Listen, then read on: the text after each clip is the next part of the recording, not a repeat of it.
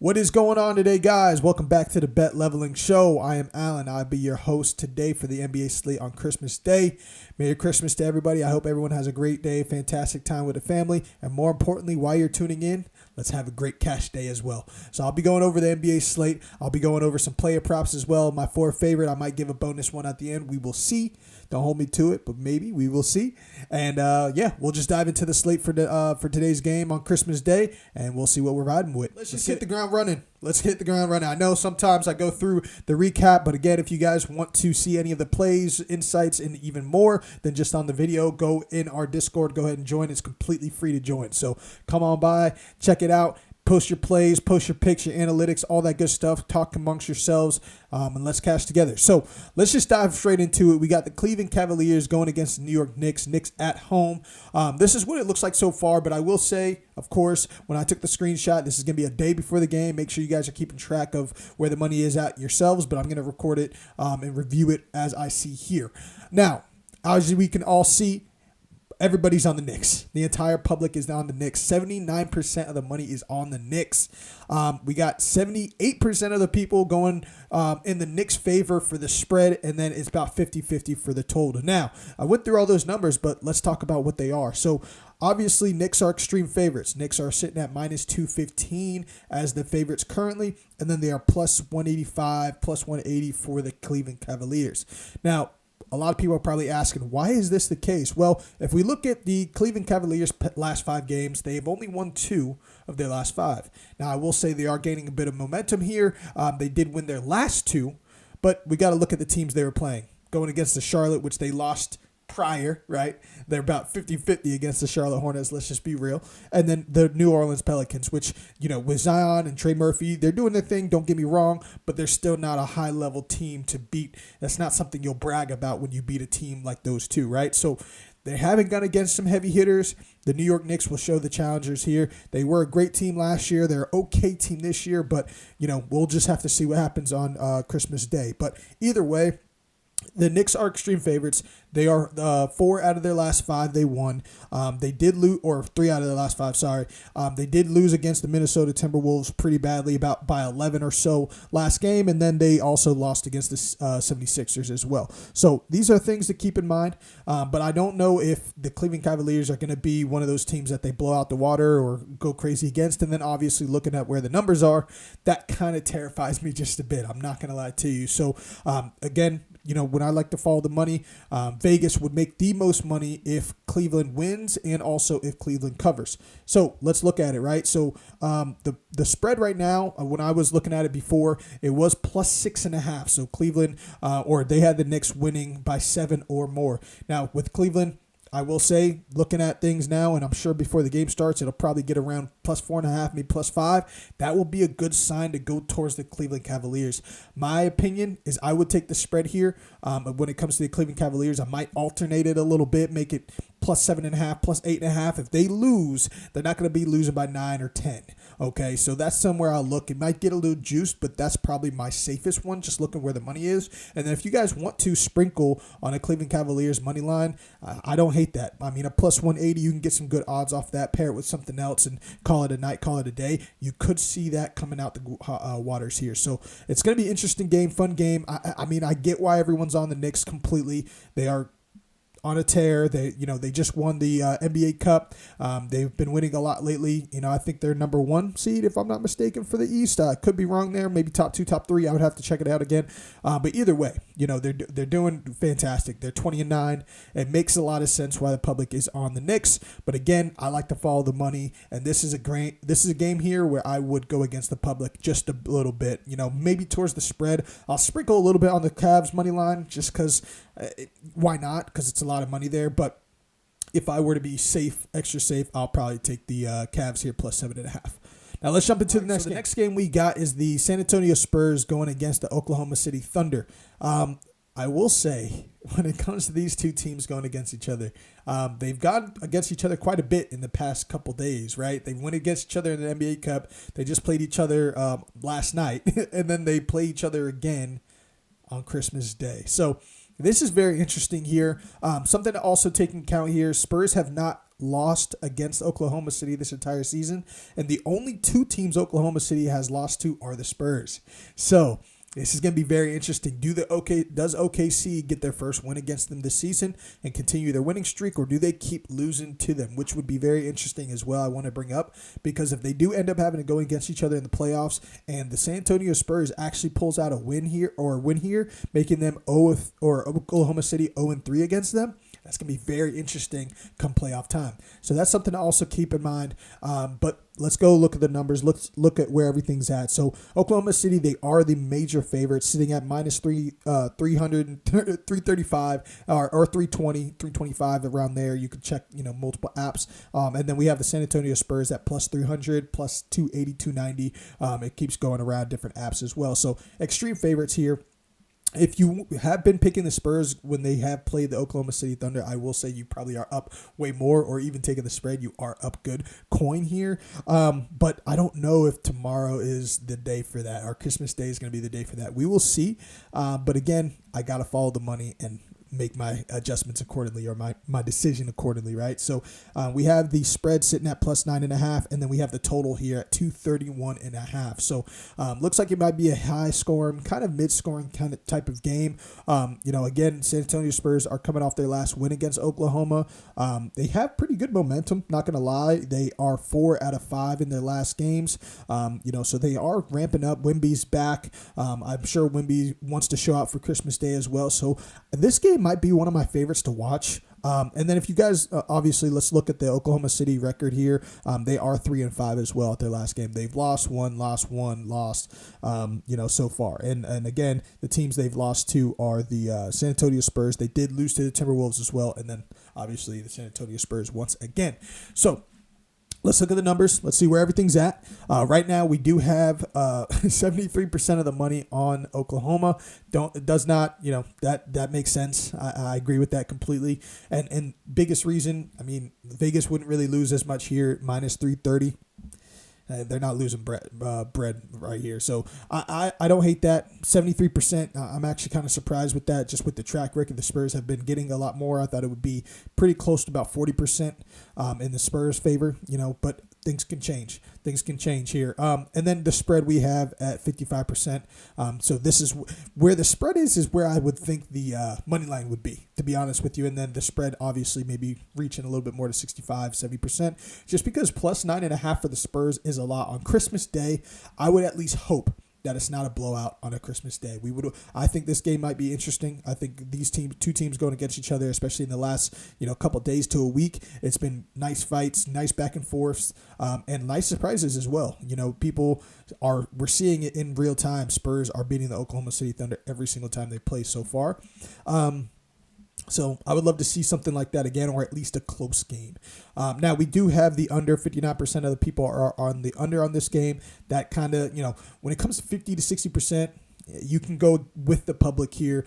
I would start watching out for the public when I see around 63, 64% with minus 110 to minus 130 type of odds. Now, for something like this, where the Oklahoma City are minus 330 and they are the major favorites, that's not something I would kind of look away from, just because 73%, if most of the public's on that, minus 335 is so juiced that it doesn't even matter if they win. So things like that to keep in mind.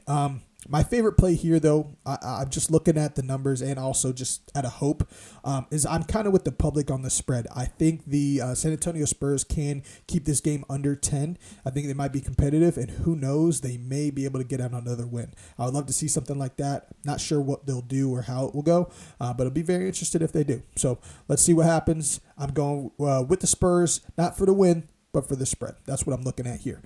So let's jump into the next game. Pretty short slate, and then player props right after, but I think it's going to be a fun day. So let's get to the next game we have is the Dallas Mavericks against the Golden State Warriors. The Golden State Warriors obviously are the extreme favorites here. They're minus 300 for favorites, and then the Dallas Mavericks are plus 275 as the underdogs for this game. Now we have plus 8.5 for the spread here, so they think, Vegas created the lines of thinking that Golden State can win this game by 9 or more. And then we had another 9 or more on the last game. I really hope tomorrow, Christmas Day, is not a blowout central. I really hope that. I hope it's going to be good back and forth games, close games, because I think these are good teams for throughout the entire slate for tomorrow. That these teams are going against each other. I think it would be very engaging, something I'll be watching all day. So these aren't teams where I'm like, man, I don't want to see this, right? So I hope it's not. I hope these games stay close, and I hope it's very interesting and engaging. So that's my hope there. But either way, spread sitting at plus 8.5, and then we have the over/under at 229.5. Some apps looking at 228, 227. So pretty low scoring, to be honest with you.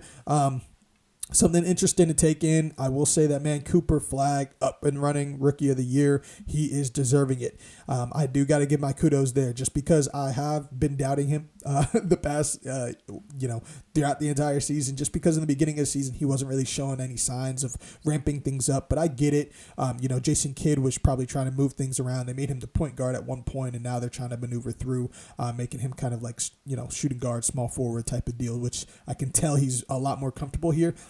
So I appreciate things like that. He's going off. It's going to be very interesting to see him play on Christmas Day, see how he performs. But I will say he is going against Wardell himself, Steph Curry, the man, the myth, the legend. This guy is unstoppable. Having his line at 28, almost averaging 30 points a game. I just want a good game here. I really want a good game here. But as you guys can see, whether a good game, bad game, if we're trying to make some good coins, some good cash and cash out on days like this and teams like these, we got to follow the money. So let's do that.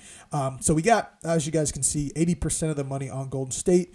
And then we have about 50-50 split for the spread. Some people, Publix is, deciding that Dallas can keep their own, which kind of makes sense. If you look at the last 5 games for both teams, they are both 2 out of 5 wins throughout their last 5. So they have lost more than they won in their last 5.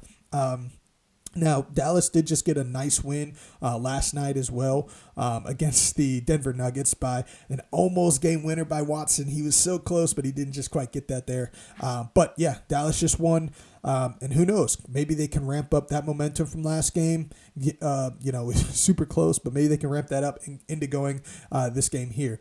So we'll see. We will see. But I will say with Golden State, they do have about a 3-day rest period. So, Dallas only has a 1-day rest period. Warriors have another 3 days. So things like that to take into account. So I can understand exactly why a lot of the public is on the spread, but we will see. Now, over under. We have about 68% on the under. I do not blame people at all. That under has been going down in the past couple days. And I'm sure by the time game time starts, I'll probably assume if it's around 224, 225.5, I would say take the over there. But if they go up past 230, take the under there. That's what I'd be looking at for that game as well. Now, what do I want to happen? I would love Golden State to take away this game. But I do like the public here. Honestly, I'm kind of with the public throughout. I would take the Golden State money line, but I do think the Dallas can stick within that 9 to 10 point loss. I just can't see them losing by double digits, especially on Christmas Day, and hopefully they keep these games close. So that's my predictions there. We'll see what happens. Go Wardell, but also go Cooper Flag. I like this showdown here. It'll be very interesting. But either way, we got more things to go through, so let's jump into it. We will go into the next game here. The next game we have here is Houston Rockets against the Los Angeles Lakers. We have the Houston Rockets as the favorites, minus 130, minus 125, depending on what sports picture you're using. But then we have the Los Angeles Lakers at plus 120. And then we have the spread at 2.5 for the Rockets way. So they think they can win by 3 or more. And then the over-under sitting at 229. The highest I've seen as well is 231.5 or so around there. So it's going to linger around there. This game's going to be fun. It's going to be fun. Hopefully, I say hopefully, just because, looking at their lax record for both teams here, Houston is only 1 at their last 5. They only got 1. Honestly, it doesn't look like KD is able to kind of mix with the team here. A lot of, young players just like Amen Thompson and Sengun kind of want to control the narrative, control the ball. And KD's just like, I just want the ball in my hands. So there's a lot of back and forth there. Who knows if it's chemistry-wise? I have no idea. But just looking out from the outside in or what we can see, what's going on, that's what it looks like. So if they can get the chemistry right, I thought this team would be very nice this year, but they're not showing great momentum or picking things up or fixing things where they need to start getting some wins. So that's my thing there. And then we have the Los Angeles Lakers, where they are the first time this season that they've lost back-to-back days, or back-to-back games, I should say. They have not lost back-to-back games all season. So this is the first time. Not sure what it's going to do for them. Is it going to pick them up or continue to bring them down? I think this game may be towards the Lakers. Not only based on the money, but just because I can't see them losing 3 times in a row, but I can definitely see Houston losing 3 times in a row. That's kind of how I look at it. But as you guys can see, let's look at the numbers here. The numbers kind of favor that if we're fading the public.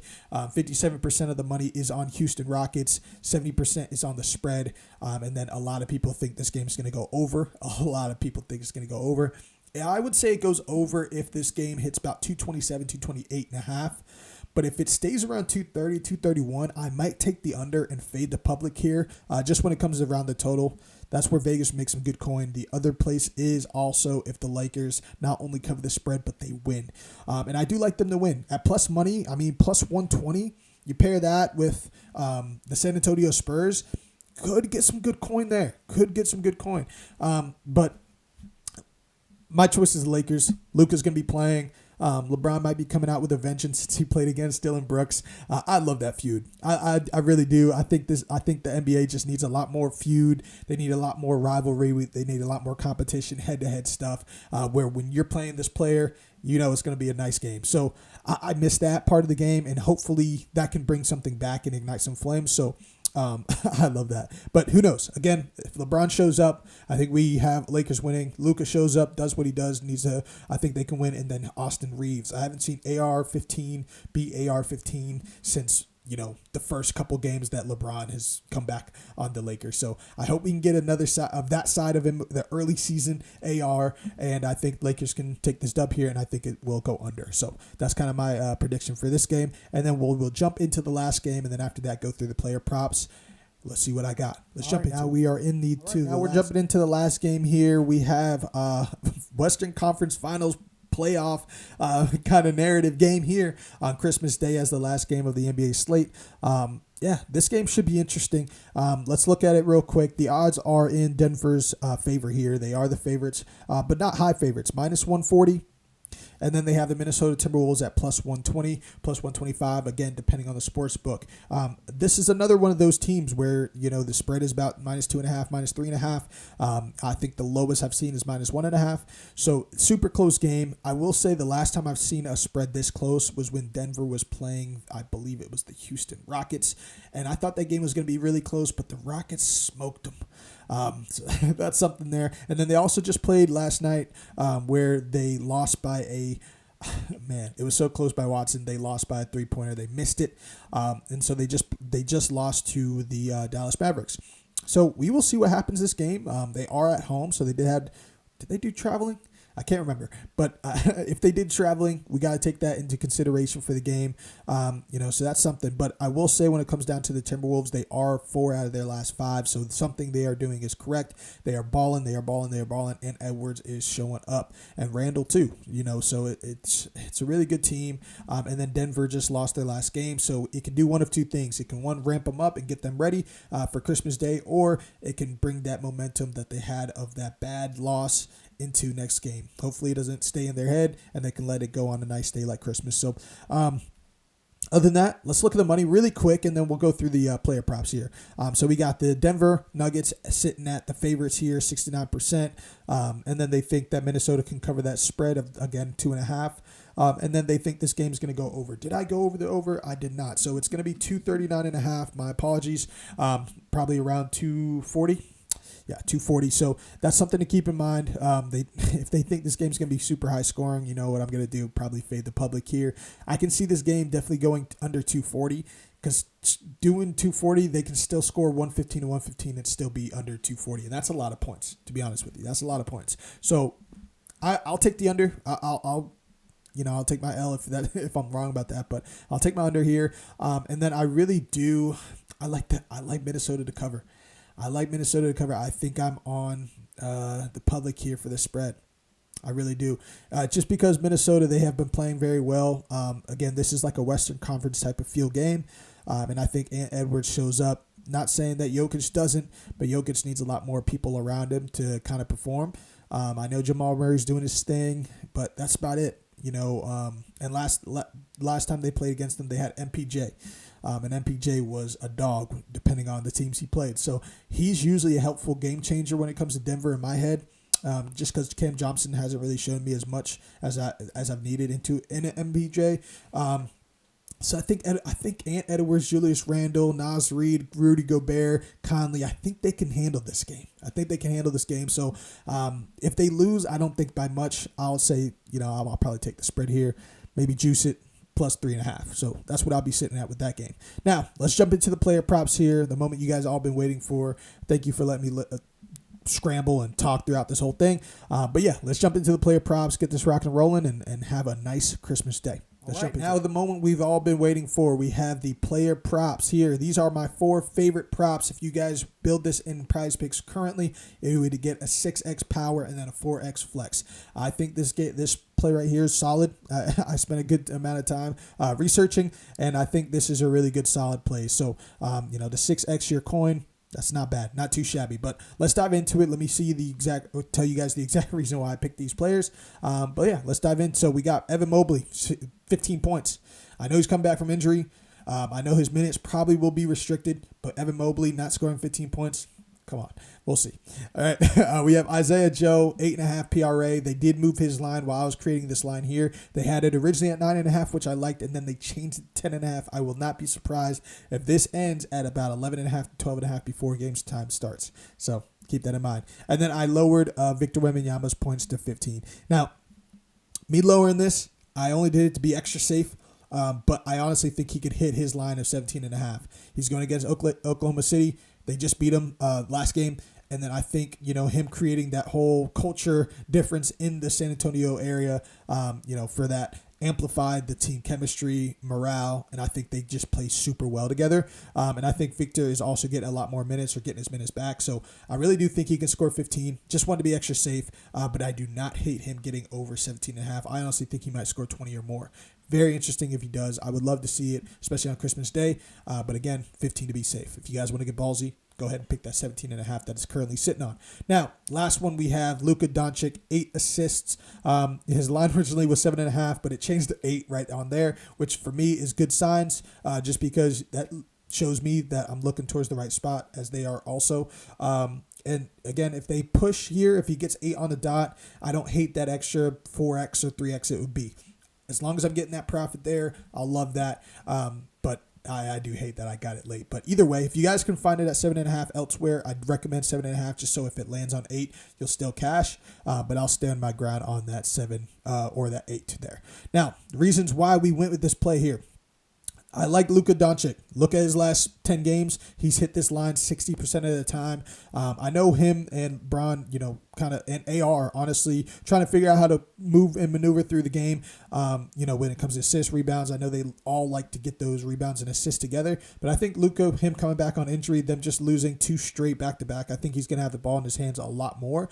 So I'm definitely going to trust the assist maker here to do his thing, but I also think he's going to have a high-scoring game himself. So another line I would recommend here is probably, points and the assists, but Luka's points are always too high for me, so I always look at his rebounds or assists or both. So that's why I'm on this. I love the assists. He told you the reason why. I think we cash on that. Now, next game I have, or the next prop I have, is Victor Wembanyama getting 15 points or more. Again, self-explanatory. It's also Wembanyama. That man was, in the beginning of the season before injury, was averaging almost 25, 26 points a game. I think he just gets his points back, and I think he continues this going. So not much to say there except, the pure obvious, it's Wembanyama. So let's see what happens. I'm sticking with this one here. Now, the next prop I have is Evan Mobley hitting 14.5 points. This one I was a little bit confused on, just because I'm like, Evan Mobley not scoring 15? What are we talking about? But I know he's coming back from injury. Looking at his last games, he's hit 17, 18. He's had one game with 23. So he's not like crazy scoring. And that's where I was like, okay, I understand where the lines are. But initially when I see this, 14.5, line sitting there, I'm like, I'll take that. That's easy. But it kind of makes sense on why they put this. But either way, him coming back from injury, I do think he hits the ground running. Again, especially against a team like the Knicks, they're not like center heavy. And we all know if it's a matchup against him and Cat, I think Evan Mobley takes that every single day. I could be wrong, we'll see. But 80%, I'll take that shot there. So I'm on Evan Mobley to hit 15. I wouldn't be surprised if this jumps to maybe 16.5 when game time starts. If it does, we got it early. And then last but not least, we have Isaiah Joe over 8.5 points, rebounds, and assists here. He's hit this 80% of the time. He also just played the Spurs, and he hit 13. He hit 13 in 15 minutes. And if he did that in 15 minutes, hopefully he can get some more game, especially too if they have the Oklahoma City Thunder at plus 9.5. It's a blowout. If it's a blowout, he gets more minutes, right?